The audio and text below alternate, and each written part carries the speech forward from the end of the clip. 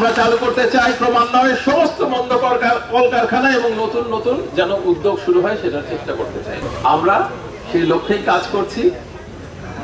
কালকেই চালু হবে, পরশুই চালু হবে এরকম বক্তব্য আমরা দিতে পারি না, কিন্তু আমরা যেটা পারি সেটা হচ্ছে এই উদ্যোগগুলিকে আগায় নেওয়া। এতদিন তো বন্ধ ছিল, তো 4 বছরের মতন কোনো কাজই হয়নি,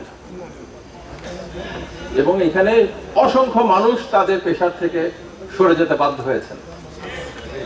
তাদেরকে আবার পেশায় ফিরে আনা, তাদেরকে উন্নত মানের বীজ দেওয়া, তাদেরকে তাদের মজুরি যেন আখের মজুরিটা ঠিক মতো পান এবং যৌক্তিক পান সেটার ব্যবস্থা করা। আর যারা অনেক দিন ধরে চাকরি করেছেন কিন্তু পেনশন পাচ্ছেন না, গ্র্যাচুইটি পাচ্ছেন না, তাদের সেটা পৌঁছায় দেওয়া তাদের কাছে, এই কাজগুলি করার চেষ্টা করছি। এটার জন্য একটু সময় লাগছে, যত দ্রুত সম্ভব আমরা করার চেষ্টা করছি, কিন্তু আমরা কাজ শুরু করে দিয়েছি এবং সেই শুরু করার কারণেই কিন্তু আমাদের এদিকে আসা।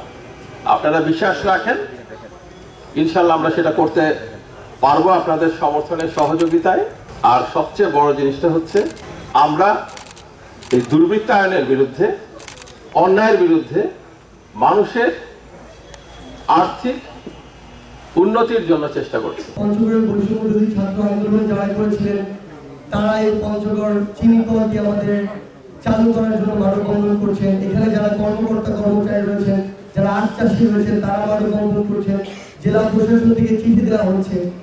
কিন্তু একটা জায়গা আমাদের মনে সবসময় কাজ করে যে আমরা আমাদের যদি সম্মানিত শিল্প উপদেষ্টাকে এখানে নিয়ে আসতে চাই, প্রথমে মাথায় যে জিনিসটি কাজ করে, বাংলাদেশের রাজধানী ঢাকা শহর থেকে সবচেয়ে দূরের যে জেলা, সেই পঞ্চগড় জেলায় নিয়ে আসার জন্য তার সাথে আমার কথা বলতে হবে আমি কি অ্যাপ্রোচে যাব। এবং সবচেয়ে গুরুত্বপূর্ণ যে জিনিসটি মাথায় কাজ করছিল সেটা হচ্ছে যে আমার এরকম একটা সুযোগের জন্য অপেক্ষা করতে হবে, যেই সুযোগে তাকে গিয়ে আমরা এই অনুরোধটি জানাতে পারবো যে দয়া করে আমাদের পঞ্চগড়ে আসুন।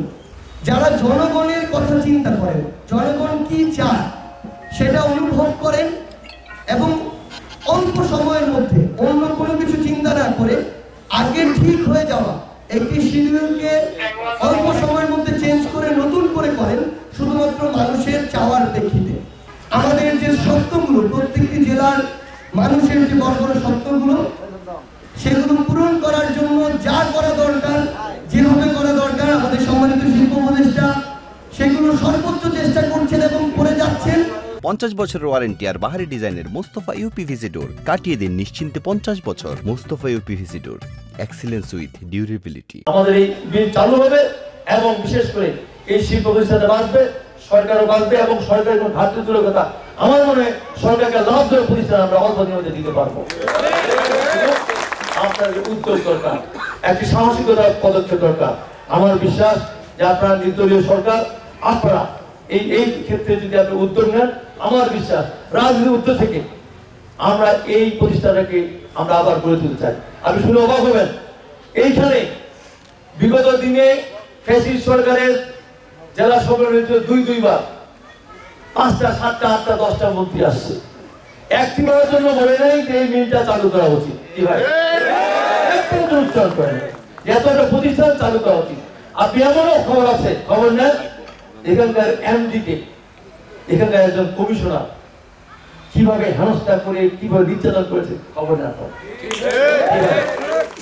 সাহসকে বলতে চান না।